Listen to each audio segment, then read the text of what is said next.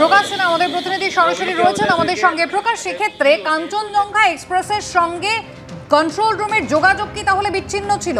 তাহলে এখানে প্রশ্ন হচ্ছে কতক্ষণ ধরে সেই যোগাযোগ বিচ্ছিন্ন ছিল? রেলওয়ে ট্র্যাকিং সিস্টেম যে কাজ করছে না, সিগন্যাল সিস্টেম তো আগেই কাজ করছিল না, সেটা কি কন্ট্রোল রুম বুঝতে পারেনি এবং সেই কারণে এই ভয়াবহ পরিণতি হলো?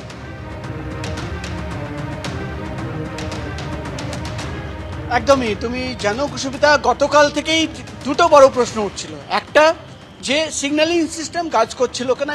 ইতিমধ্যে রেলের তরফে কিন্তু এটা অফিসিয়ালি কনফার্ম করা হয়েছে যে অটোমেটিক সিগন্যালিং সিস্টেম সেটা কিন্তু খারাপ ছিল। কিন্তু সেখানে আরেকটা বড় প্রশ্ন উঠছে যে সিগন্যালিং সিস্টেম খারাপ ছিল, ঠিক আছে, মেনে নেওয়া হলো, TA912 মেমো ইস্যু করা হয়েছিল, কিন্তু কন্ট্রোল রুমে বসে যারা অপারেট করেন, যারা দেখেন যে কোন ট্রেন কোন লাইনে কত দূর এগিয়েছে, কত স্পিডে চলছে, তারা কেন জানতে পারলো না যে ঠিক এই জায়গায়, তুমি দেখতে পাচ্ছ আমরা ঠিক সেই জায়গায় দুর্ঘটনাস্থলে দাঁড়িয়ে রয়েছি, ঠিক এই জায়গায় কাঞ্চনজঙ্ঘা এক্সপ্রেস দাঁড়িয়ে রয়েছে? এটাই কিন্তু সবচেয়ে বড় প্রশ্ন। এবং গতকাল যখন আমরা দেখলাম মিনিস্ট্রি অফ হোম অ্যাফেয়ার্সের একজন আধিকারিক তিনি এখানে এসেছিলেন, তিনি রেলের আধিকারিকদের সঙ্গে কথা বলছিলেন, তখন রেলের আধিকারিকরা যেটা জানিয়েছেন মিনিস্ট্রি অফ হোম অ্যাফেয়ার্সের সেই আধিকারিককে, যে ট্র্যাকিং সিস্টেম কোথাও না কোথাও খারাপ ছিল। তাহলে একটা সবচেয়ে বড় প্রশ্ন উঠছে যে শুধুমাত্র কি অটোমেটিক সিগন্যালিং সিস্টেম, নাকি রেলওয়ে ট্র্যাকিং সিস্টেম, যেখানে দেখা যায় যে কোন ট্রেন কত দূরে রয়েছে এবং পেছন থেকে কোন ট্রেন কত ডিস্টেন্সে রয়েছে এবং তারাই কিন্তু কোঅর্ডিনেট করে চালকের সঙ্গে, সেই সিস্টেম কাজ করছিল না? এটাই কিন্তু সবচেয়ে বড় প্রশ্ন।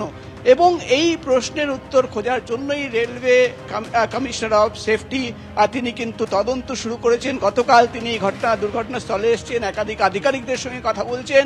কিন্তু যেটা প্রাথমিকভাবে আমরা যেটা রেল সূত্র মারফত জানতে পারছি, তারা কিন্তু এটা তদন্ত করে দেখছেন যে সিগন্যালিং সিস্টেম খারাপ থাকার জন্য ক্লিয়ারেন্স মেমো ইস্যু করা হয়েছিল, প্রথমে কাঞ্চনজঙ্ঘা এক্সপ্রেসের চালককে, তারপর মালগাড়ির চালককে। কিন্তু কেন তারা জানতে পারলেন না যে একটা জায়গায় গিয়ে কাঞ্চনজঙ্ঘা এক্সপ্রেসের চালক ট্রেন দাঁড় করিয়ে রেখেছেন, কেন কি তার পরের সিগন্যালের ক্লিয়ারেন্স তার কাছে ছিল না? প্রাথমিকভাবে রেলের আধিকারিকরা এটাই মনে করছেন যে সেই ক্লিয়ারেন্স পাওয়ার জন্য কাঞ্চনজঙ্ঘা এক্সপ্রেস ঠিক এই জায়গায় এসে দাঁড়িয়ে গেছিল এবং ক্লিয়ারেন্সের জন্য ওয়েট করছিল।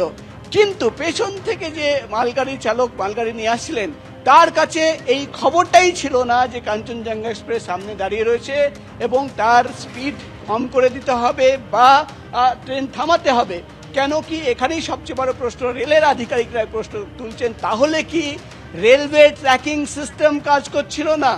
এটাই কিন্তু এখন সবচেয়ে বড় প্রশ্ন, যার উত্তর পাওয়ার জন্য আজকে তদন্ত শুরু হবে এবং যারা ট্র্যাকিং সিস্টেম অপারেট করে বা সিগন্যালিং সিস্টেম অপারেট করে তাদের একাধিক আধিকারিকদের বয়ান রেকর্ড করা হবে, জিজ্ঞাসাবাদ করা হবে। এবং অন্যদিকে যেটা আমরা রেল সূত্রের মারফত জানতে পারছি যে কমিশনার অফ রেলওয়ে সেফটি তিনি কিন্তু প্রত্যক্ষদর্শী, কোনো প্রত্যক্ষদর্শী নর্মাল এখানকার এই এলাকায় যারা থাকেন তাদের সঙ্গেও কিন্তু কথা বলতে পারেন। সব মিলিয়ে কিন্তু প্রথম এই দুর্ঘটনার ঠিক পর থেকেই যে প্রশ্ন বারবার উঠছিল সিগন্যালিং সিস্টেম কাজ করছিল কিনা, তার উত্তর হচ্ছে না, কাজ করছিল না, তাই জন্য TA912 মেমো ইস্যু করা হয়েছিল। দ্বিতীয় প্রশ্ন ছিল, যেটা সবচেয়ে বড় প্রশ্ন, যে কাঞ্চনজঙ্ঘা এক্সপ্রেস ঠিক এই জায়গায় কেন দাঁড়িয়েছিল, তার উত্তর যেটা প্রাথমিকভাবে আমরা রেলের আধিকারিকদের সঙ্গে কথা বলে জানতে পারছি যে চালকের ক্লিয়ারেন্স ছিল না, এই অবধি ক্লিয়ারেন্স ছিল, তার পরের ক্লিয়ারেন্স পাওয়ার জন্য ট্রেন এইখানে দাঁড়িয়েছিল। এখানেই কিন্তু সবচেয়ে বড় প্রশ্ন, তাহলে কি রেলওয়ে ট্র্যাকিং সিস্টেম কাজ করছিল না, যার জন্যই কি কন্ট্রোল রুমে যারা বসেছিল তারা মালগাড়ি চালককে কোঅর্ডিনেট করতে পারেনি?